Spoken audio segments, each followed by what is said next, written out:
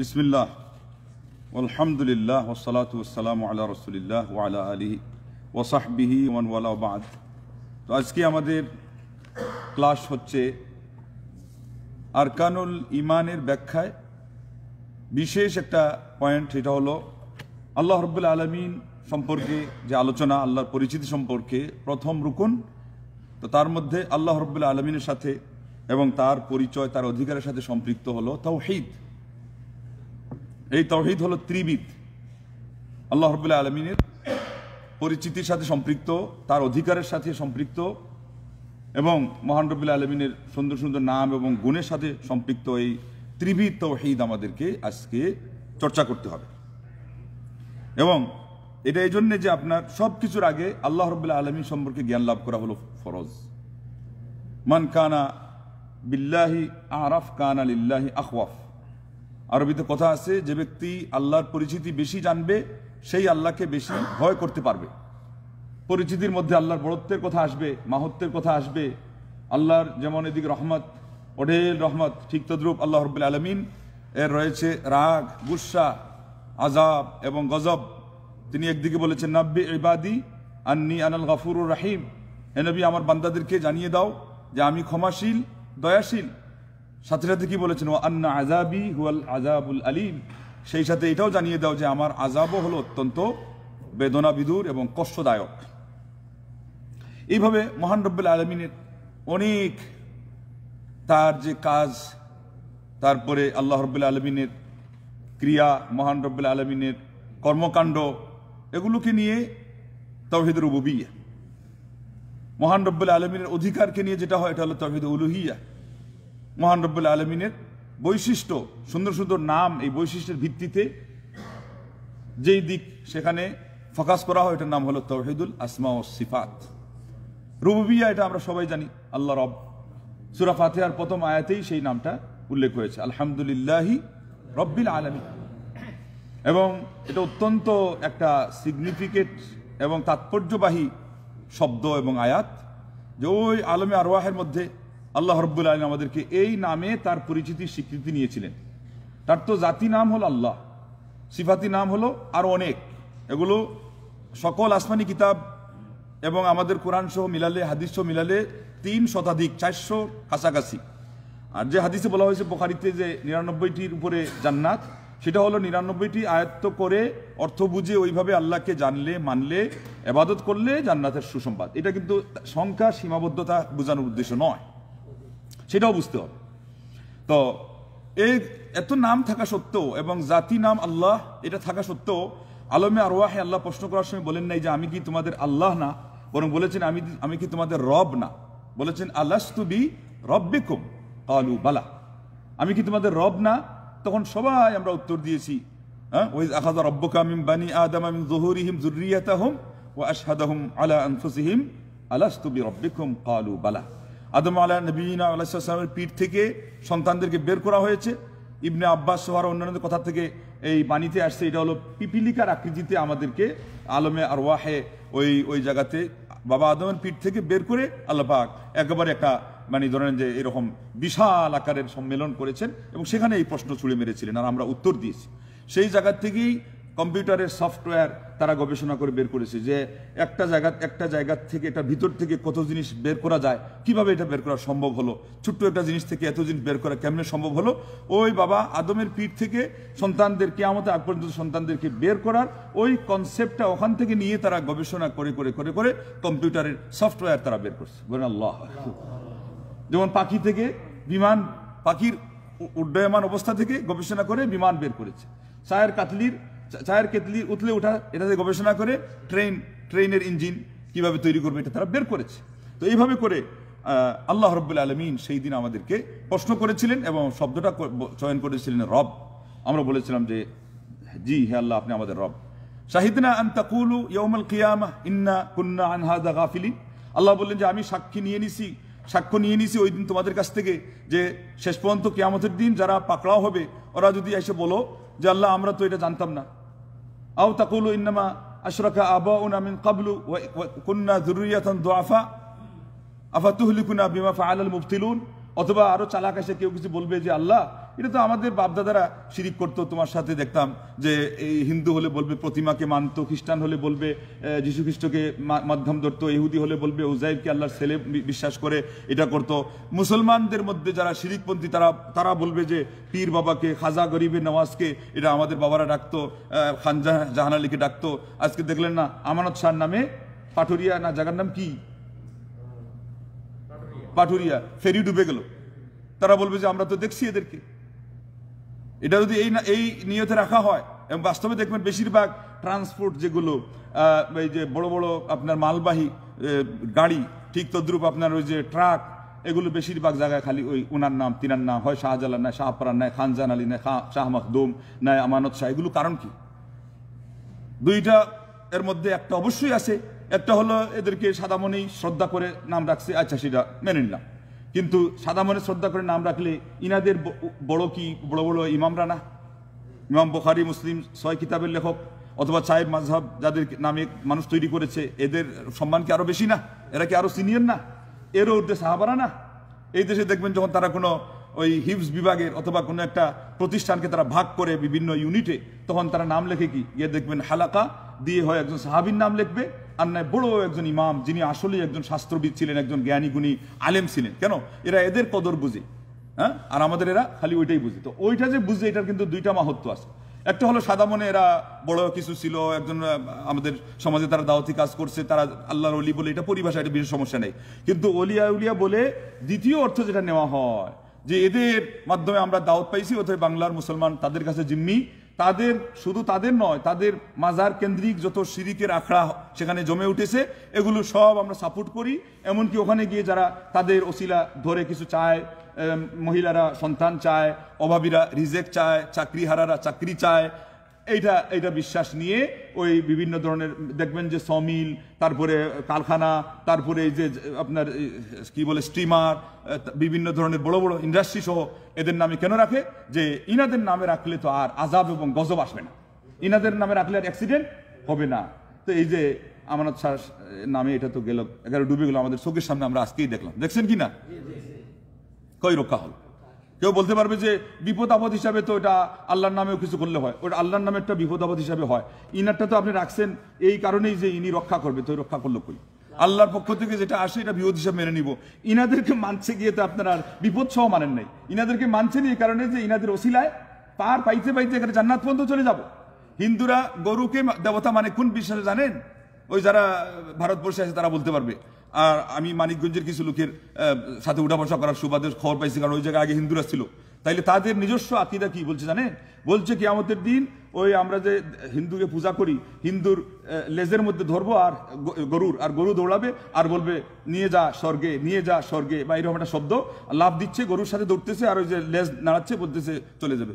ওই স্বর্গে যাওয়া গরুর লেজ দিয়ে সম্ভব? জেনে তো ইমান দিয়েই তো জোড়াতালিয়ালা ইমান দিয়ে সম্ভব না, এই স্টিমারই তো সম্ভব হইল না আটকাতে, আর আপনি গঞ্জে গরুর লেজে নিয়ে চলে যাবে। তো এইভাবে হিন্দুরা তো লেজ ধরে যাচ্ছে, আমাদের এরা তো পাগড়িকে লেজ বানাইছে, আছে না নাই? এই যে বয়াত করে কি বিশ্বাসে যে এই যে পাগড়ি ধরলাম এটা একেবারে কিয়ামত পর্যন্ত কাজ দিবে।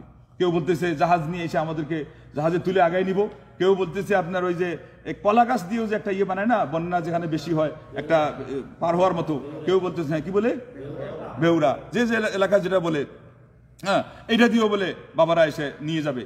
বলেন নাউজুবিল্লাহ, বলেন না। এটা হলো আল্লাহ রাব্বুল আলামিন সম্পর্কে ইলম না থাকার কারণে, তাওহীদের জ্ঞান না থাকার কারণে আজকে হিন্দুরা ওই যে জায়গায় গরুর লেজ বসাইছে, আমাদের এরা এই পাগড়ির লেজ, পাগড়ির এই ইয়েকে মানে বসাই দিয়েছে সেই জায়গায়। এই জন্য তো পাগলের মতো সেটা ধরে।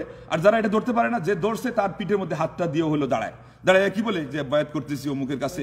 এরপরে শুনেন নাই নেটের মধ্যে সাইড তরিকার নাম দিয়ে কত বড় বড় বুজুর্গান দিন এরা বায়াত করাচ্ছে। এটা নিয়ে মানুষকে শিক্ষা দেওয়া দরকার ছিল একজন আলেম হিসাবে। আল্লাহ আল্লাহ আল্লাহ। তাহলে এগুলো আসছে করতে কি? সুফি মতবাদের এই বেদাত এবং নানান ধরনের কুসংস্কার জিনিস থেকে আসছে। এমনকি এটার শেষ যে ঠিকানা, এটা আস্তে আস্তে পর্যায়ক্রমে যারা যত বেশি গভীরে ডুবে যায় তারা শেষ পর্যন্ত কিন্তু শিরিক পর্যন্ত করে ফেলে, তারা দ্বিধাও করে না। কেননা তারা যখন বলে যে যার নাই পীর তার নাই শির, তার মানে মাথায় নেই বলে, এবং যার নাই পীর তার পীর শয়তান, কোথায় নিয়ে গেল আবার? যে পীরটাই হলো আসল। এটা থাকলেই শয়তান থেকে বাঁচার উপায় আছে। আর পীরের মুরিদ হইলেই বরং আমার শির আছে, মাথা থাকবে, আর না হলে মাথা বলে নাই, বলে নাউযুবিল্লাহ। আপনি লা ইলাহা ইল্লাল্লাহ পড়েছেন, মুহাম্মদুর রাসূলুল্লাহ পড়ে আল্লাহ ইলাহা ইল্লাল্লাহ বলে আল্লাহর একত্ববাদকে স্বীকার করেছেন যে ইবাদত কেবল আল্লাহর করবেন, আর মুহাম্মদুর রাসূলুল্লাহ এই কথা বলে আপনি মনে করেছেন, বিশ্বাস করেছেন যে আনুগত্য করবেন কেবল মুহাম্মদুর রাসূলুল্লাহ সাল্লাল্লাহু আলাইহি ওয়াসাল্লামের। আপনার শিরও আছে, আপনার রাস্তাও আছে, আপনার মোহনাও আছে, আপনার দুনিয়াও আছে, আপনার আখিরাতও আছে, আপনার ঈমানও আছে, আপনার আমলও আছে, আপনার আকীদাও আছে, আপনার শরীয়ত তরিকত, তারা যেটাকে বলে মারিফত হাকিকত ভুল অর্থে বরং সঠিক অর্থে নিলে সব কিছু আছে। কারণ এখন আমরা যেটা নিয়ে আলোচনা করছি এটা মারিফত, এটা হলো আল্লাহর পরিচিতি। এবং ইসলামী ধ্যান ধারণা অনুযায়ী, আকীদা বিশ্বাস অনুযায়ী মারিফতের সিল হলো আগে আগে আল্লাহকে চিনা। এই যে এখন আমরা যেটা আলোচনা করবো এখন, এটা হলো আল্লাহর পরিচিতি। ওই পরিচিতিটা যাতে সুন্দরভাবে হয়, ব্যাপকভাবে হয়, সেজন্য এটা মাত্র তিনটা এই পরিভাষা বা অনেকে তিনটা ভাগ বলেন। এটা এমন কোনো শর্ত নয় যে ওইটাই মুখস্থ করে আমাদেরকে আয়ত্ত করতে হবে তাইলে আমরা ইমানদার হলাম, তা না হলে ইমানদার না। বরং ওই জিনিসগুলো যদি কেউ আয়ত্ত করতে পারে, যে আমার আল্লাহ যেমন গোটা বিশ্বের সব কিছুর স্রষ্টা এবং লালন পালনকারী, দুনিয়া এবং আখিরাতের সব কিছুর মালিক, একচ্ছত্র অধিনায়ক, ঠিক তদ্রূপ আমার আল্লাহ মান সম্মান সহ আজকে আমাদের উন্নতি অবনতি, জোয়ার ভাটা, অসুখ বিসুখ, আবার এগুলো থেকে আরোগ্য দেওয়া, তারপরে আমার জীবনে বিপদ আপদ যেগুলো আসে তার ইশারায় আসে, আবার তার ইচ্ছাতেই সেগুলো যায়। যেগুলো মাঝখানে বৈধভাবে ব্যবস্থা নিতে শরীয়ত অনুমোদন দিয়েছে, এগুলো আমরা শুধুমাত্র শরীয়তের অনুমতি সাপেক্ষে এগুলো অবলম্বন করে থাকি। বাকি এই সব কিছুর হর্তাকর্তা হলেন আল্লাহ। এই সব কিছু সহ এটার মধ্যে আরো কত কথা আসতে পারে। মোট কথা এই যে দুনিয়া যে পরিচালনা করা হচ্ছে, এগুলোকে একটা শব্দ বলা হয় তাওহীদে রুবুবিয়্যাহ। রিজেক কে খাওয়ায়, কে পালে, কে মান সম্মান দেয়, কে আপনার এই জীবনে যে এত কিছু ক্রেডিট পাইলেন এগুলো কে এনে দিল, পড়াশোনা করছে ছাত্র নিজে, কিন্তু পাশ করার যে ক্রেডিটটা এটা দিয়েছে তার হাতে কে? আল্লাহ। তার শিক্ষকরাও দিতে পারে নাই, তার মা বাবু দিতে পারে নাই। ওইগুলো সব মিলাইয়া আপনি চেষ্টা করেছেন, হ্যান্ডেল ধরেছেন, কিন্তু আপনি গন্তব্য পৌঁছাইছেন আল্লাহ। আপনি চাকরি বাকরির জন্য চেষ্টা করেছেন, কাজ করেও যাচ্ছেন, তারপরও আপনার যে পুরা জীবনের যে ক্রেডিট, একটু গাড়ি বাড়ি ব্যাংক ব্যালেন্স যা করেছেন, এগুলোর মূল দাতা কে? আল্লাহ। এই সব এর মধ্যে যা কিছু আছে, কাকে আল্লাহ বাদশা বানিয়েছেন, কাকে মন্ত্রী বানিয়েছেন, কাকে রাজা তো কাকে প্রজা, কাকে কোন পদ আল্লাহ দিয়েছেন, কোন সম্মান দিয়েছেন, সব কিছুকে এক শব্দেই বলা হচ্ছে তাওহীদুর রুবুবিয়্যাহ। কেবলমাত্র ওই তাওহীদুর রুবুবিয়্যাতে এই সব ব্যাখ্যা যাচ্ছে। এবং এটা এমন একটা জায়গা, অনেক বিস্তর হওয়া সত্ত্বেও মনে রাখবেন যে আল্লাহর নবী সাল্লাল্লাহু আলাইহি ওয়াসাল্লাম যেই সময় তাওহীদের দাওয়াত দিয়ে এসেছিলেন, ওই সময়কার একেবারে আবু জেহেলের মতো পাক্কা এবং সবচেয়ে মারাত্মক পর্যায়ের কাফির, উতবা, সাইবা, আবু লাহাব সহ, এরা সবাই কিন্তু এই তাওহীদটা একেবারে অক্ষরে অক্ষরে তারা বিশ্বাস করতো কি করতো না? এটা একাধিক কোরআন কারীমের আয়াত আছে। তোমাদেরকে কে রিজেক দেয় আসমান জমিন থেকে, কে তোমাদেরকে লালন পালন করে, ওমাই ইউদাব্বিরুল আম, গোটা বিশ্বকে কে পরিচালনা করে, ফাসায়াকুলুনাল্লাহ। তাদের কথা আল্লাহ বলছেন, তারা সাথে সাথে উত্তর দিবে যে এগুলো সব করে থাকেন আল্লাহ। তাইলে এই তাওহীদ দিয়ে যদি ঈমান হয়ে যায় যে খাওয়া দাওয়ার সবকিছুর মালিক আল্লাহ, তাইলে তো আর আল্লাহ নবী সাল্লাল্লাহু আলাইহি ওয়াসাল্লাম কুল লা ইলাহা ইল্লাল্লাহ অথবা কুলু লা ইলাহা ইল্লাল্লাহ এটা বলার প্রয়োজন হয় কি হয় না? প্রয়োজনই হয় না, কারণ এই তাওহীদ তো ওরা সবাই মানতেছিল। তাইলে বোঝা গেল এমন একটা তাওহীদের দাওয়াত আল্লাহ নবী সাল্লাল্লাহু আলাইহি ওয়াসাল্লাম নিয়ে এসেছেন, এবং এটাই হলো মূল উদ্দেশ্য সকল নবী রাসূলগণের আগমনের, যেটা তারা মানে নাই এবং আল্লাহ নবী সাল্লাল্লাহু আলাইহি ওয়াসাল্লাম তাদেরকে মানতে নির্দেশ দিয়েছেন। তারাও যাদের ওদের মধ্যে মেনেছে তারা মুসলমান হয়েছে, যারা মানে নাই কাফির থেকে গেছে। আমাদের মধ্যে এই যুগ পর্যন্ত যারা মেনেছে বা মানবে তারাই মুসলমান হয়েছে বা হবে, আর যারা মানে নাই, মানবে না, এরা কেউ মুসলমানের ঘরে জন্ম নিলেও কিন্তু তাদের একেবারে 14 সিঁড়ি কেন 14,000 সিঁড়ি পর্যন্ত যদি মুসলমান হয় তাহলে মুসলমান হওয়া সম্ভব না। ঠিক তদ্রুপ এখানে আরেকটা আছে, শুধুমাত্র আপনি আল্লাহর এই কৃতিত্বের কথা স্বীকার করলেন, আল্লাহর অধিকারের কথা স্বীকার করলেন। কৃতিত্ব মানে ওই যে রুবুবিয়্যাহ যেটা, আর অধিকার উলুহিয়্যাহ, আল্লাহর ইবাদত কেবলমাত্র তিনিই পাওয়ার হকদার, এটা মানলেন। কিন্তু আল্লাহ রাব্বুল আলামিনের এই কৃতিত্ব এবং ইবাদতের হকদার হওয়ার ভিত্তিতে তার কিছু পদমর্যাদার কিছু টাইটেল আছে। তিনি রহমান, তার গুণ এত বড় রহমের অধিকারী যে পৃথিবীতে আর কেউ মাখলুকের মধ্যে এরকম কেউ নাই। আর রহমান আর রাহিম এই নামের অধিকারী কেউ হতে পারবে? আল্লাহ নবী সাল্লাল্লাহু আলাইহি ওয়াসাল্লামকে আল্লাহ পাক এত দয়া এবং মায়া তার মনের ভিতরে থাকা সত্ত্বেও রাউফ আর রাহিম এই দুইটা শব্দ বলে দিয়েছেন। তাও আর রাউফ আর রাহিম না, আলিফ লামের আর্টিকেল ছাড়া, এটা মনে রাখবেন। আলিফ লামের আর্টিকেল ছাড়া আল্লাহ নবী সাল্লাল্লাহু আলাইহি ওয়াসাল্লাম মাখলুক হয়েও এই দুইটা টাইটেল পেয়েছেন, রাউফ রাহিম, ওই দয়ার অর্থেই আসছে। আল্লাহ নবী সাল্লাল্লাহু আলাইহি ওয়াসাল্লামকে এটা বলা হয়েছে। সাহাবাদের মধ্যে যেমন আলী রাদিয়াল্লাহু নাম হয়েছে আলী, আল্লাহ রাব্বুল আলামিনের এই বৈশিষ্ট্যগত একটা নাম হলো ওহুয়াল আলিয়ুল আজিম। আয়াতুল কুরসিতে ওই আলিফ লাম কিন্তু ছাড়া হতে হবে, মাখলুকের মধ্যে যদি কোনো গুণ পাওয়া যায়, তাও বিশেষ ওইটা প্রথমে এটাই মনে রাখতে হবে যেটা ইসলাম সাপোর্ট করেছে, কোরআন সুন্নাতে আছে, সেটাও আলিফ লাম ছাড়া। এটার মধ্যে কি রহস্য নিহিত আছে, যাতে করে আল্লাহর সাথে সমান না হয়ে যায়। আল্লাহ। অথচ শিয়ারা দেখবেন ইরানে আল আলী, তারা ইচ্ছা করেই বলে আল আলী, আলীকে আল আলী, যাতে করে ওই আল্লাহর নামের সাথেও সামঞ্জস্য হয়ে যায়। এবং তারা তো তাদের মধ্যে যারা ওই গোড়াপন্থী শিয়া, তারা আলী রাদিয়াল্লাহু আনহুকে তার যুগেই বলছিল আল্লাহ আনতা হুয়া, তুমি সেই, আনতা হুয়া, তুমি সেই। তো তিনি বারবার বললেন, তোমরা এগুলো কি শুরু করছো হঠাৎ করে, আনতা হুয়া, আমি সেই, আমি সেই, এটা কি বলতে চাচ্ছ? এরপরে বলে না, কারণ ওই যে চোরের মনে পুলিশ, পুলিশ ভয় পাচ্ছে যে আজকে তো বিপদ আছে, এটা তো এই দাল মে কুছ কালা হয় না, এটা তো পুরাটাই কালা, কিভাবে উনি আবার আল্লাহ হন? কিন্তু আমাদের আকীদা তো এটা হয়ে গেছে। বুঝেন, আলী রাদিয়াল্লাহু আনহু থাকতেই সাহাবীকে কেন্দ্র করে শিরিক হয়ে গেছিল মুসলিম মিল্লাতে। তখন তখন তারা বলতে বাধ্য হয়েছে, বলছে না, বলতে হবে, তোমরা আমাকে হুয়া বলে কি বুঝাচ্ছ, আমি সে কে? বলছে যে তুমি আল্লাহ, আনতাল্লাহ। বলেন ইন্না লিল্লাহি ওয়া ইন্না ইলাইহি রাজিউন। এই হলো শিয়াদের গোড়ার কথা। আলী রাদিয়াল্লাহু আনহু বেঁচে আছেন, চতুর্থ খলিফা, তার যুগে মানুষকে আল্লাহ মেনেছে মুসলমানদের সমাজে। ভাবতে পারেন এটা?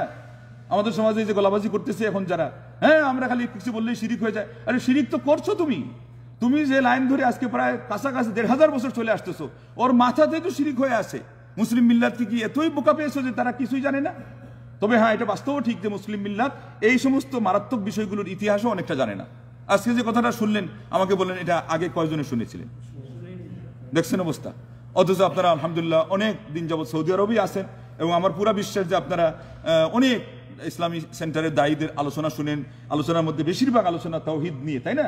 এরপরে যেন এই কথাটা ফাঁকে পড়ে গেছে কোথায়, হয়তোবা শুনেছেনও, কিন্তু ওই যে বেশি শোনা হয় নাই, ভুল পড়ে গেছে, অথবা শুনেন নাই। তাইলে চিন্তা করেন, যেখানে তাওহীদ নিয়ে অহরহ আলোচনা হচ্ছে, সেই জায়গাতেই এত বড় মারাত্মক একটা ব্যাধি মুসলিম সমাজে ঢুকে বসে আছে আলী রাদিয়াল্লাহু আনহু যুগ থেকেই, আমাদের অনেকেরই জানেন। এবং শেষ পর্যন্ত করুণ কাহিনী কি হয়েছিল জানেন? তিনি তখন এত রেগে গিয়েছিলেন, বললেন আমাকে তোমরা আল্লাহ বানিয়ে দিয়েছো। আর আমাদের সমাজে এটা হলে তো খুশামুদের মধ্যে নিয়ে এটাকে উল্টা বাট্টা ব্যাখ্যা দিয়ে, আচ্ছা ঠিক আছে আমাকে তো তোমরা বলছো, এটা আমি মুঠের উপর মেনে নিলাম, তবে আল্লাহ তো বলা যায় না। আচ্ছা ঠিক আছে, আমি তোমাদেরকে আল্লাহ পর্যন্ত পৌঁছায় দেওয়ার একটা মাধ্যম, আল্লাহকে চিনায় দেওয়ার মাধ্যম, আমাকে ধ্যানে আনলে তোমরা আল্লাহকে পাবা, এগুলো বলে আরো তুল তাবিল অপব্যাখ্যা দিয়ে আরো হুজুর কি করতো, আরো সাপোর্ট করতো। হ্যাঁ, আমাকে তো একটা কিছু বলছে, এবং এগুলো আমি নাম ধরে বলতেছি না, কিন্তু আছে, বাংলা ভাষায় না হলেও উর্দুতে এগুলো আছে। লা ইলাহা ইল্লাল্লাহ বলার পরে অমুক রাসূলুল্লাহ মুহাম্মাদের জায়গায় এক বুজুর্গের নাম বসাই দিয়েছে তার মুরিদ। এরপরে ওই মুর্শিদ সাহেব কি আরো ধমকাবে, কি আরো স্বীকৃতি জানাবে, মুর্শিদ ওইরকম ব্যাখ্যাটাকে দিয়ে বলছে আচ্ছা ঠিক আছে, বরং উল্টা বলছে যে তোমার ঈমান এতক্ষণে কামিল হয়ে গেছে। বলে নাউযুবিল্লাহ। আমাদের আশপাশে যারা তাওহীদের কথা, তারাও বলতে চায় যে আমরাও তাওহীদ বুঝি, আমরা তাওহীদ বুঝি, তোমাদের এত বেশি তাওহীদ বলার দরকার নাই। ইনাদের বড় থেকে বড় একজন, বিরাট বড় একজন বুজুর্গ, বিরাট বড় আশরাফ আলী থানভী, কম বড়? ভারতবর্ষের মধ্যে এর চেয়ে বড় আর বুজুর্গ এমদাদুল্লাহ মুহাজির মক্কির পরে ইতিহাসে আছে? ওনার সাথে সম্পৃক্ত এই ঘটনা। আমি আর কিছু বলতে চাই না, ওরা বলে দিবে যে খালি আমাদের বুজুর্গদের দুর্নাম বলে। আমি এই বিষয়টা বলতে চাচ্ছি যে আমাদের আর ওই সময় সাহাবায়ে কেরামদের মধ্যে অনুভূতির ডিফারেন্স কত হয়ে গেল, আসমান জমিন ব্যবধান। সাহাবী কি করছিলেন ওটা তো বলা বাদ আছে। সাহাবী তখন বলছিলেন আমাকে আল্লাহ বলে দিলে। রাগ এত বেশি বাড়ছে যে তিনি আর এটা দিশামিশা আর এখন খুঁজতে যান নাই যে ওদেরকে শাস্তি দিতে হবে, কি দিয়ে শাস্তি দিব, একটা ব্যাখ্যা তিনি বাইর করে ফেলছেন রাগের মাথায়, যে আমাকে যখন আল্লাহ বানাই দিছিস, তো আগুন দিয়ে তো শাস্তি দেওয়ার মালিক আল্লাহ, আর যারা মুশরিক হয় তাদেরকে তো শাস্তি দেওয়া হয়, তাইলে আমাকে যখন বানাই দিয়েছে আল্লাহ অগ্রিম, এবং আমি আল্লাহ না, তাহলে পরে আল্লাহর যে শাস্তিটা হওয়া দরকার শিরিকের কারণে গোটা বিশ্ববাসীকে কিয়ামত পর্যন্ত যারা আসবে এদেরকেও শিক্ষা দেওয়ার জন্য আর তোমাদেরকেও শাস্তি করার জন্য একটা গর্ত খনন করার তিনি নির্দেশ দিলেন, এবং গর্তের মধ্যে ওদেরকে ফেলে দিয়ে অগ্নি প্রজ্বলিত করে ওদেরকে জ্বালিয়ে পুড়ে সারকার করে দিলেন। আল্লাহু আকবার। আল্লাহর নবী সাল্লাল্লাহু আলাইহি ওয়াসাল্লামের সাহাবাদের মধ্যে যে তাওহীদ ছিল আর আজকে আমাদের সমাজে তাওহীদ নিয়ে যে অনুভূতি, আপনারা আমাকে বলেন যে কতটুকু ডিফারেন্স, আসমান জমিনের চেয়ে আর বেশি কিনা কম? যদি বেশি নাও বলেন তো আসমান জমিন পর্যন্ত নাকি? কারণ ওটা সম্পূর্ণ বিপরীত, শাস্তি দিয়েছে। যেটা শুনে ইবনে আব্বাস বলছিলেন শাস্তি দেওয়া ঠিকই ছিল, কিন্তু জ্বালাইলেন কেন? কারণ লা ইউআযিবু বিন-নারি ইল্লা রাব্বুন নার। ইবনে আব্বাস মাসআলা ধরতেছেন, আর আলী রাদিয়াল্লাহু আনহুর ইমার্জেন্সি ওদেরকে শাস্তির সাথে শায়েস্তা করার উনি ব্যবস্থা নিচ্ছেন যে কিয়ামতের আগ পর্যন্ত যেন আর এই পথ না খুলে। যেমন দানিয়েল আলাইহিস সালামের লাশের সন্ধান পাওয়ার পরে আপনার এই ইরাকের একটা শহরে ওমরুল খাত্তাব রাদিয়াল্লাহু তাআলা আনহু রাতারাতি অতিরিক্ত আরো 12টি কবর, সর্বমোট 13টি কবর খনন করে তিনি পরের দিন এদেরকে এই শিরিকের সূত্রপথ থেকে বন্ধ করার জন্য তিনি তাদেরকে এই রাস্তা থেকে তিনি দূরে সরে নিয়ে আসছিলেন। কারণ যখনই কালকে খবর পাবে দানিয়াল আলাইহিস সালামের কবর সেই জায়গায়, তখন খলিফা ওমর এখনো বেঁচে আছে এবং মানুষের মধ্যে তাহলে তাওহীদের চর্চা এত কঠিনভাবে না হলে ওই সময়কার ছোট ছোট সাহাবীরা আছেন, তাবিরা তো আসেনি, বড় বড় শিরিক ঢুকতে পারে, তিনি তখন ওই আর শিরিক ঢুকতে পারে কিসের মাধ্যমে? কবরের মাধ্যমে। নবী এবং বড় বড় আল্লাহর প্রিয় বান্দাদের কবরকে কেন্দ্র করে শিরিক হয়, এটাও প্রমাণ হলেন, এই জায়গা থেকে প্রমাণ হলো। তিনি তখন এইভাবে করে বললেন যে আরো 12টা কবর খনন করো। তখন কি হয়েছে জানেন? সকালে উঠে তো আর দেখেন বাস্তবে তাই হয়েছে, উনি যে ডাউট করছিলেন, সকালে উঠে লোকজন খালি কবর খুঁজে, দানিয়াল আলাইহিস সালামের কবর। কি জন্য? জিয়ারতের জন্য না, প্রথম জিয়ারত হবে, এরপরে আস্তে আস্তে আস্তে আস্তে করে ওই যে সর্বপ্রথম শিরিক যেভাবে আসছে দুনিয়ার ইতিহাসে, আপনার নূহ আলাইহিস সালামের 10 যুগ চলে যাওয়ার পরে, 10টা শতাব্দী চলে যাওয়ার পরে, যেমন ইবনে আব্বাস বলছেন, বুখারী হাদিস আসছে, ওয়াদ, সুয়া, ইয়াগুস, ইয়াউক, নাস, এদের নামে শেষ পর্যন্ত কি হয়ে গেল? পূজা শুরু হয়ে গেল। প্রথমে তারা বললো এদেরকে দেখে দেখে আমরা ইবাদত করব। আজকে যে কনসেপ্টটা হিন্দুরা বলে যে একটা প্রতিমা থাকলে আমরা এটা সরাসরি তাকে দেবতা বানাই না, দেবতা উপরালা, কিন্তু ওইটাকে দেখে মনোযোগিতা বাড়ে, ওনার একটা প্রতিচ্ছবি মনে করে আমরা তাকে একটা সম্মান করি। অথচ চোখের সামনে আমরা দেখতেছি আবার ঠিক মতো তার মনের মকসুদ পুরা না হলে জুতা পিটাও করে, দেখছেন না কতটারে একেবারে পিটাইছে, বকাবকি করতেছে, বেটা তুমি বুঝি ইয়া করো ওয়া করো, হ্যাঁ তোমারে আমি মানি না, এই না সে না, তার মতলব হাসিল হয় না, জুতা পিটা করতেছে। আসলে তো এটারই হকদার, কারণ এটাকে কিছুদিন আগে সে নিজের হাতে বানাইছে, ওটা কিভাবে দেবতা হয় আর মাধ্যমে বা কিভাবে হয়? তো যাই হোক, এই কনসেপ্টটা ওই প্রথম ইতিহাসেই হয়েছিল এবং সাহাবারাও মনে করছেন এটা হতে পারে, যার ফলে তিনি কি করলেন, 13টা খবর যখন সর্বমোট হয়ে গেল কবর, তখন তারা একবার এদিকে যায়, তখন লোকজন বলে যে না এখানে তো ওইদিকে আরেকটা আছে, আবার ওইদিকে যায়। এই করতে করতে যখন দেখলো কিরে এটা তো একটা দুইটা না, ঘটনা 13টা কবর, তো কোনটা সঠিক কোনটা বেঠিক কি হবে? তারপরে তারা নিরাশ হয়ে বাড়িতে ফিরত চলে গেল।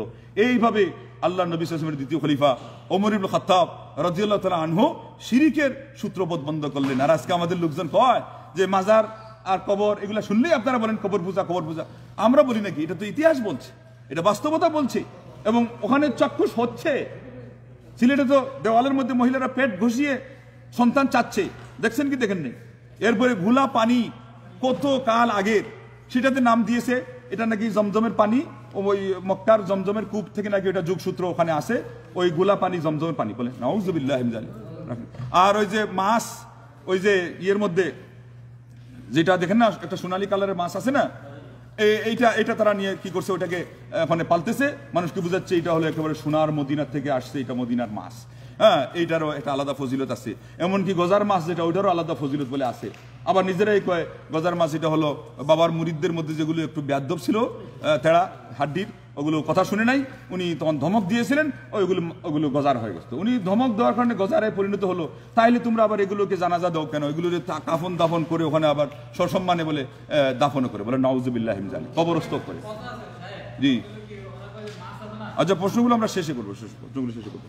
তো এটা তো কত কথা, মোট কথা যেভাবে হোক জোড়াতালি দিয়ে মানুষকে বুঝ দিয়ে, যাতে করে এই শিরিকের সাথে মানুষ কি হতে পারে, আরো বেশি ইনভলভ হয় এবং তাদের বাজার আরো গরম হয়। এইভাবে নানান ছল বল কলা কৌশল তারা অবলম্বন করে এগুলো করে থাকে। তো যাই হোক, সেই জন্য আজকে আমরা এখানে আজকের ক্লাসে যে আল্লাহ রাব্বুল আলামিনের সাথে সম্পৃক্ত ইমানের প্রথম রুকন, এটার সাথে সম্পৃক্ত আল্লাহর পরিচিতির মধ্যে আমরা একটা পাঠ এটা আলোচনা করতে গিয়ে সব উদাহরণ নিয়ে আসলাম। কেননা এখানে মানুষ কি করতেছে, সাহায্য চাওয়ার মাধ্যমে আল্লাহর উলুহিয়তের মধ্যেও শিরিক করতেছে। উলুহিয়তের অর্থ হলো ইবাদত কেবল হবে কার? আল্লাহ।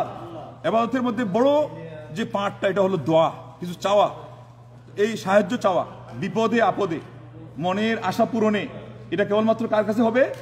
আল্লাহর কাছে। ওইটা যদি কেউ গায়রুল্লাহর কাছে চাওয়া শুরু করে, ইমান থাকে? ইমান থাকে না। এবং এটা হয়ে যায় শিরিক কিসের মধ্যে?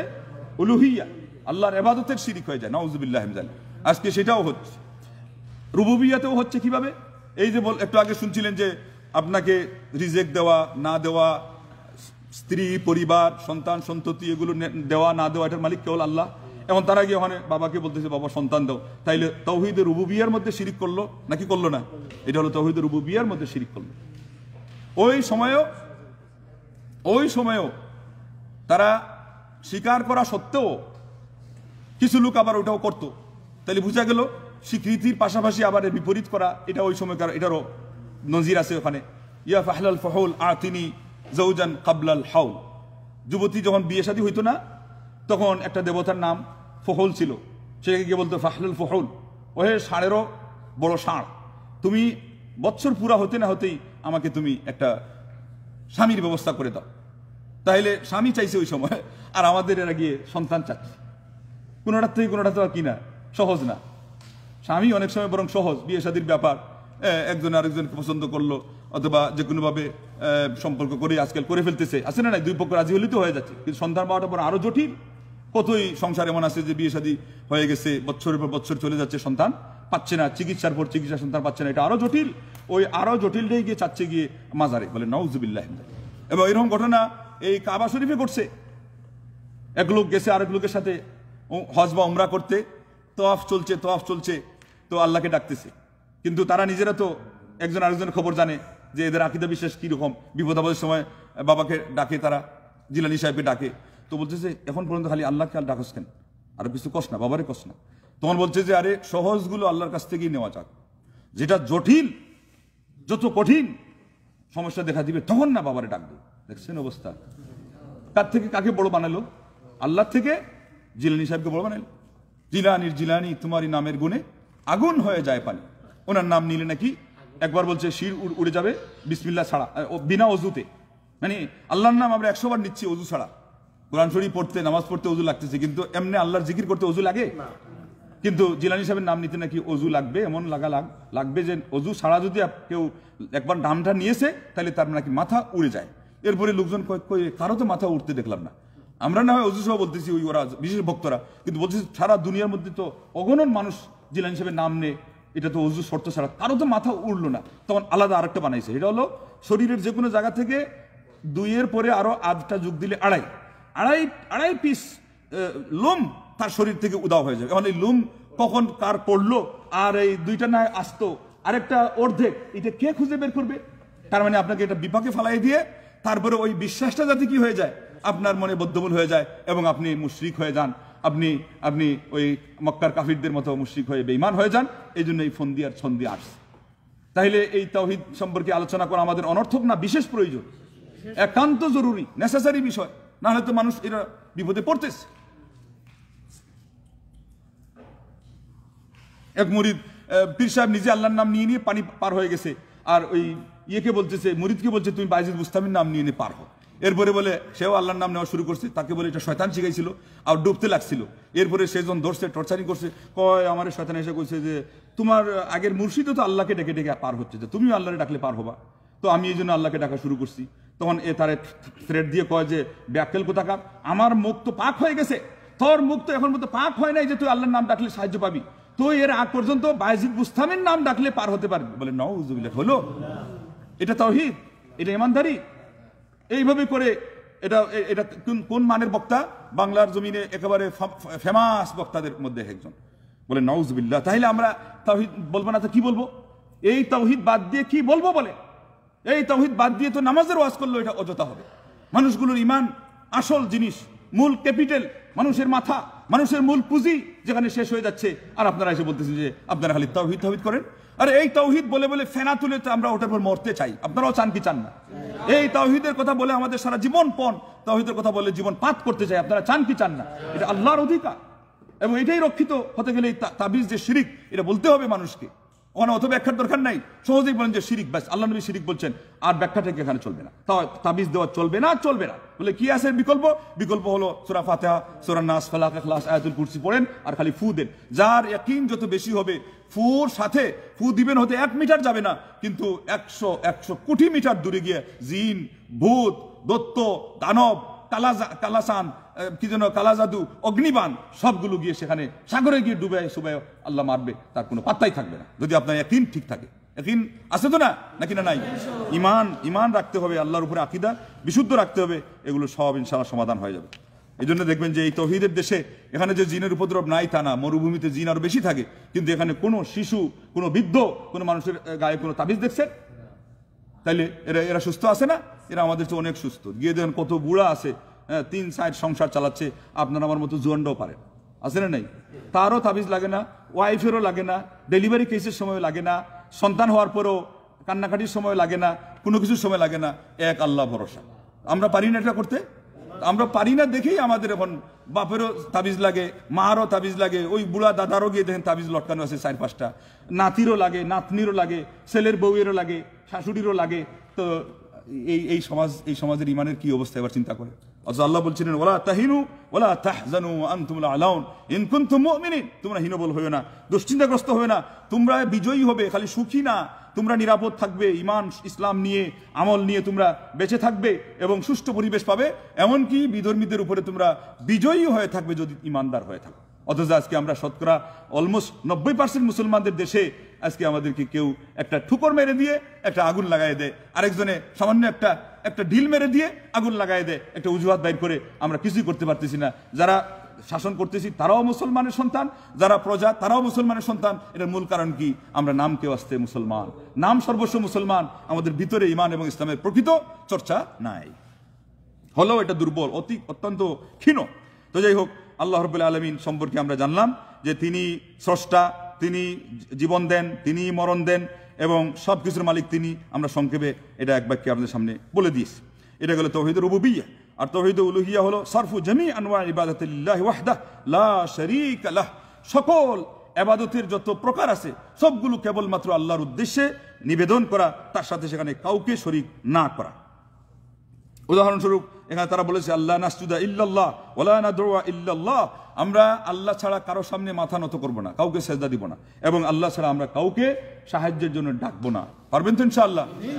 আর আমাদের সমাজে আজকে আল্লাহকে বাদ দিয়ে সেজদা আছে না নাই? আদম আলীর কদমে আছে না, আদম শাহ আবেদ আলীর কদমে কতজন সেজদা দিচ্ছে, কতজন গোলাপ শাহর মাজারে গিয়ে সেজদা দিচ্ছে, এবং গেন্ডারিয়াতে আল্লাহ শাহর মাজারও আছে, নামই রাখছে আল্লাহ, তার থাকলো কি, এরপরে সেজদাও দিচ্ছে। আর এদিকে আপনার এই অন্যান্য দিক থেকে তো আসেই আছে, কতজনকে ভয় পায়, আল্লাহর মতো করে ভয় পায় গায়রুল্লাহকে আল্লাহর মতো করে ভয় পাইলে গায়বী কোনো শক্তি আছে যে আপনাকে বিপর্যস্ত করতে পারে, আপনাকে সাহায্য করতে পারে ডাকলে আল্লাহ ছাড়া, এটা শিরিক। এই জন্য তো ওই যে এই জাদু মন্ত্র এগুলো শিরিক, এই জন্য যে জাদু মন্ত্রের মধ্যে জিনের সাহায্য নেওয়া হয়।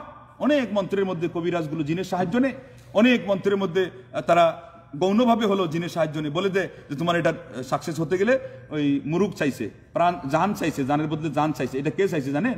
ওই সে যার মুরিদ হয়েছে কোন জিন, শয়তান জিনের, সে চাইছে। তো এটা গায়রুল্লাহ কি আল্লাহ? সে যখন কিছু চায়, আমরা তো কুরবানির সময় পশুটা জবাই করি কার নামে? আল্লাহর নামে। এবার ওইটাই আপনি দিচ্ছেন আরেকজনের নির্দেশে, যার নামে দিচ্ছেন, ইবাদত তার নামে চলে গেল, আপনার ঈমান শেষ হয়ে গেল, আপনি বুঝতেই পারলেন না। তো কতভাবে আমাদের ইবাদত নষ্ট করা হচ্ছে। তারপরে আমাদের অনেকে আছে এই যে জিন্দা নবী যে স্লোগান শুনেন, আল্লাহ নবী সাল্লাল্লাহু আলাইহি ওয়াসাল্লামের লাশ কবরে অক্ষত থাকা, সকল নবীদের, এবং তাদের একটা শব্দ আসে, তারা নামাজ পড়তেছে, কবরের নামাজ কবরের মতো, ব্যাস এটা দুনিয়ার মতো না, এটাও জানতে হবে, তাই না? ওখানে ওযু গোসল আছে যে দুনিয়ার মতো হবে? ঠিক তদ্রুপ আল্লাহ পাক শহীদদের কথা বলছেন, রিজেক্ট, ওখানে কি দুনিয়ার মতো খাওয়া দাওয়ার ওই রিজেক্ট? বরং ওইটা আরো উন্নত মানের, যে বাহ্যিক কোনো কিছু ছাড়াই আল্লাহ তাদেরকে জীবিত রাখছেন, তাদেরকে পুষ্ট আল্লাহ করে রাখছেন, ওইটা আরো উন্নত মানের। কিন্তু এটা দুনিয়ার মতো না, এটা আপনাকে 100% জানতে হবে, হবে কি হবে না। তো সেই সাথে বুঝলেন যে শুধু নবী না, নবী শহীদদের লাশও অক্ষত, হাদিস দ্বারা প্রমাণিত, আমরা এটা মানি, 100% মানি। সেই সাথে সালাম দিলে আমার নবী, আপনার নবী মুহাম্মদ আরবি সালাওয়াতু রাব্বি ওয়া সালামুহু ওয়া বারাকাতুহু আলাইহির রূহ ফেরত দেওয়া হয়, এবং আপনার পিতার নাম সহ কবরে গিয়ে পৌঁছানো হয় যে এই আপনার উম্মত অমুকের সন্তান, সে সালাম দিয়েছে। আল্লাহ নবী সাল্লাল্লাহু আলাইহি ওয়াসাল্লাম রূহ ফেরত আসার পরে তিনি উত্তরও দেন। এতটুকু পর্যন্ত আমরা বিশ্বাস করি। কেন করি? যে এতটুকু পর্যন্ত হাদিসের মধ্যে আছে। আর তারা যে জিন্দা নবী চিল্লায় আর আমাদেরকে বলে আমরা নবীকে জিন্দা মানি না, এইরকম অর্থে নিলে তো আমরাও একমত, তাই না? কিন্তু তারা যে যেটা বলে জিন্দা, আর সেই জন্য আমরা এখন আর ওই শব্দ বলতে রাজি না। কেন? তারা এখন জিন্দা দিয়ে বুঝাচ্ছে যে আল্লাহ নবী সাল্লাল্লাহু আলাইহি ওয়াসাল্লাম কবরে গিয়ে এই কাঁদতেছেন। একদল বলে না যে উনি এখনো কাঁদতেছেন। উনি কিভাবে কাঁদতেছেন? তিনি দুনিয়ায় কেঁদেছেন, আবার হাসরের মাঠে ইয়া রব্বি উম্মতি বলেও হাজারি করবেন, কিন্তু এখন তো মৃত অবস্থায় আছেন। এখন যেটা বলা হয়েছে শুধু সালাম দিলে উত্তরটা দিতে পারেন, আর তো কিছু না। তারা বলে না, উনি কাঁদতেছেন এবং উনাকে ডাকলে উনি হাজির হন। ঠিক তদ্রুপ ইয়া নবী সালাম আলাইকা বলে তারা মিলাদের যখন সুর তুলে, তখন আল্লাহ নবী সাল্লাল্লাহু আলাইহি ওয়াসাল্লাম হাজির হয়ে যান। এই জন্য তারা নবীকে হাজির নাজির জানে। এই জায়গাতে তো কোরআনের বাধা, ইসলামের বাধা, তো এটা আমাদের দোষ কি? তারা বলতেছে নবী সূর্যের মতো, আমরা বলি না, আমার নবী সূর্যের চেয়ে আরো শক্তিশালী। সূর্য তো কোনো সময় আলো দিতে গিয়ে এখানে ওয়াল হয়ে গেলে ওয়ালের ওখানে ছায়া থাকে, আলো যায় না। কিন্তু আমার নবী সাল্লাল্লাহু আলাইহি ওয়াসাল্লামের আদর্শ এত শক্তিশালী যে আফ্রিকার জঙ্গল পর্যন্ত আজকে ইসলামের দাওয়াত পৌঁছে গেছে কি যায় নাই। মুসনাদে আহমদে তিনি হাদিস বলেছেন, কাঁচা ঘর পাকা ঘর পর্যন্ত খালি থাকবে না যেখানে আমি যে দাওয়াত নিয়ে এসেছি, মানে তাওহীদের দাওয়াত, সেটা আল্লাহ রাব্বুল আলামিন পৌঁছাবেন। তার মানে অবশ্যই পৌঁছাবেন। তাইলে আমার নবী সাল্লাল্লাহু আলাইহি ওয়াসাল্লাম আদর্শের আলো হিসাবে মরুপাশ্বর, সেটা এই দুনিয়ার সূর্যের চেয়ে আরো 70 কোটি গুণ বেশি শক্তিশালী। এটা হলো আদর্শের আলো, এবং এই অর্থেই তিনি হলেন নূর, আদর্শের নূর। আমরা বলি না যে এই মানুষটা আমাদের এলাকায় আসছে মানে কি একটা জ্যোতি নিয়ে আসছে, মানুষটা আমাদের এলাকাকে আলোকিত করে ফেলছে, ওই অর্থে আল্লাহ নবী সাল্লাল্লাহু আলাইহি ওয়াসাল্লাম আদর্শের আলো। আর তোমরা বলতে চাচ্ছ আল্লাহ নবী সাল্লাল্লাহু আলাইহি ওয়াসাল্লাম ওই বাতির আলো, ঘরে জ্বালানোর বাতি, এটার দাম বেশি না আদর্শের আলোর দাম বেশি? আমরা যেটা বলি এটা পাওয়ারফুল আরো, কিন্তু তাদের বুঝ মতো পড়ে না, সেজন্য উঠে বলে দেয় যে এরা নবীকে জিন্দা মানে না, এরা নবী সাল্লাল্লাহু আলাইহি ওয়াসাল্লামের সুপারিশ, আমরা বলি সুপারিশ মানে না, বলে নাউযুবিল্লাহ। কত আলোচনা আপনারা শুনেছেন, আল্লাহ নবী তো নবী, ফেরেশতারা সুপারিশ করবে, মুমিন বান্দারা একজন আরেকজন বন্ধুকে নেক সৎসঙ্গী সুপারিশ করবে, এটা আমাদের আলোচনায় শুনেন না একবার হলেও? আল্লাহু আকবার। কিন্তু আমাদের শর্ত কোরআনে যেটা আছে ওইটা তারা মানতে রাজি না, এই জন্য তারা বলে আমরা সুপারিশ মানি না। সেটা কোনটা? শুধু আয়াতুল কুরসি পড়লেই আপনারা জেনে যাবেন যে মান যাল্লাযী ইয়াশফাউ ইনদাহু ইল্লা বিইذনি। নবীও সুপারিশ করতে গেলে কার অনুমতি লাগবে? ব্যাস, আমরা শুধু এটা বলে দিয়েছি। এটা কি আমাদের অপরাধ না? এটা কোরআনে আছে। কে সুপারিশ করবে? ওয়ালা ইয়াশফাউনাহু ইল্লা লিমান ইরতাদা। কেউ সুপারিশ করবে না আল্লাহ রাব্বুল আলামিনের অনুমোদন ছাড়া। তাহলে কে সুপারিশ করবে তার জন্য অনুমোদন আল্লাহর পক্ষ থেকে নেওয়া লাগবে, কার জন্য সুপারিশ করবে ওটারও অনুমতি নেওয়া লাগবে। আমরা শুধু এই কাজটা করে অন্যায় করছি না? এটা কোরআনের আমল মানুষের সামনে শুনিয়ে দিছি, কোরআনের বার্তা শুনে দিছি। রে বাবা, এত সস্তা তোমরা ধোকায় পড়ো না, তাইলে পরে তোমাদেরকে যে কেউ ধোকা দিয়ে বলবে আমার কাছে মুরিদ হলেই সুপারিশের পরোয়ানা দিয়ে দিলাম।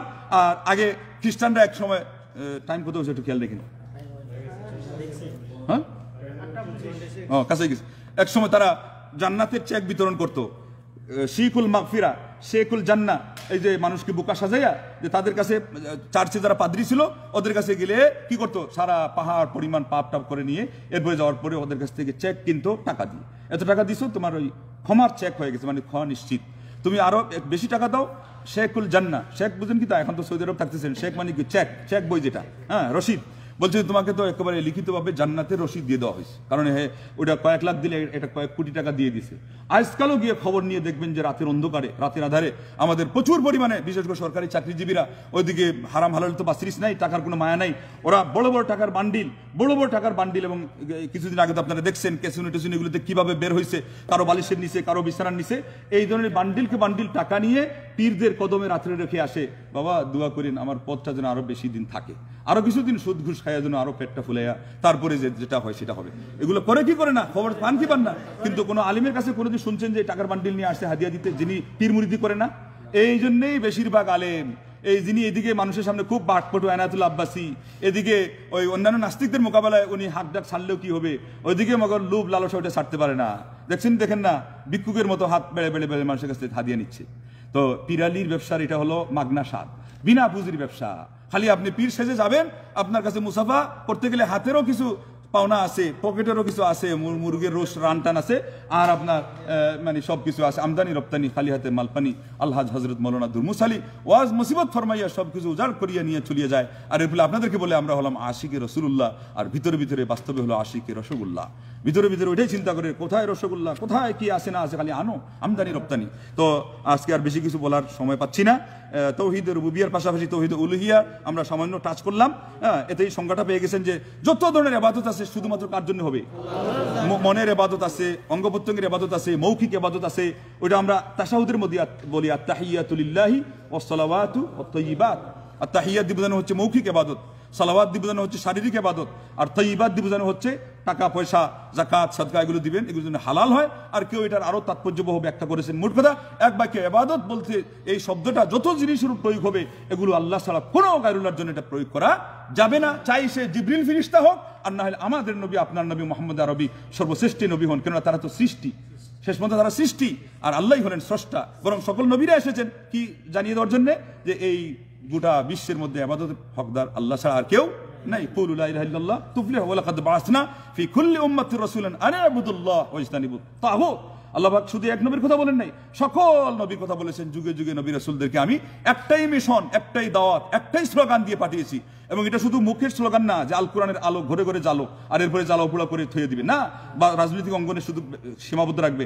এটা হলো শুরু থেকে নিয়ে ইমান আকীদা থেকে, আপনার ঘর থেকে, ঘর দূর, পরিবার, পাড়া, প্রতিবেশী, গ্রাম, শহর, তারপরে আপনার দেশ, তারপরে সারা পৃথিবী, একেবারে আপনি আল্লাহ রাব্বুল আলামিনের তাওহীদের ডঙ্কা, তাওহীদের ঘোষণা এবং তাওহীদের বাস্তবায়ন, যার কাছে যতটুকু আল্লাহ যোগ্যতা, অ্যাবিলিটি, যেই পদমর্যাদা, যেই আপনার কথা বলার যেখানে মঞ্চ দিয়েছেন, যেখানে সুযোগ দিয়েছেন, এই কথাগুলো তারা বলে যাবে এবং আমল করে যাবে এবং এই দাওয়াতও পৌঁছে যাবে। আপনারাও ইনশাআল্লাহ আজিজ এই দাওয়াতি কাফেলায় অবশ্যই অংশ নেবেন, আমি সেই আশা রাখছি। এবং এই তাওহীদের স্পৃহা আপনাদের মনের ভিতরে যেন একেবারে দাউ দাউ করে জ্বলে। এইটা দাউ দাউ করে জ্বললে কোনো বাধা নাই, কেননা দাউ দাউ করে বললেই কি হবে, এটা তো মিটমিট করেই জ্বলতেছে না। অনেকেরই ওই স্পৃহা নাই, আপনি নানান স্লোগান দিয়ে দেখবেন যে একেবারে লাভ দিচ্ছে। তাওহীদের কথা বলেন অত বেশি ইয়ে না, আর শক্তি নেই। অতএব তাওহীদের এই দামামা, তাওহীদের এটা আমাদেরকে আরো জ্বালাইতে হবে। তাওহীদের যেই আপনার যে স্পৃহা, এটা আমাদের মনের ভিতরে এটাকে চার্জ দিতে হবে, এটাকে শক্তিশালী করতে হবে। তাইলে পরে আল্লাহ রাব্বুল আমাদেরকে দুনিয়াতেও সাহায্য করবেন, আখিরাতেও আল্লাহ রাব্বুল আমাদেরকে জান্নাত দিবেন। আল্লাহ পাক যেন আমাদেরকে তৌফিক দান করেন এবং আল্লাহর সম্পর্কে এই জ্ঞান অর্জন করে আমরা আমল করতে পারি, অন্যদের পর্যন্ত এই বার্তা পৌঁছে দিতে পারি। বলুন আমিন ওয়া আখিরু দাওয়ানা আনিল হামদুলিল্লাহি রাব্বিল আলামিন। আসসালামু আলাইকুম ওয়া রাহমাতুল্লাহি ওয়া বারাকাতুহু। জি,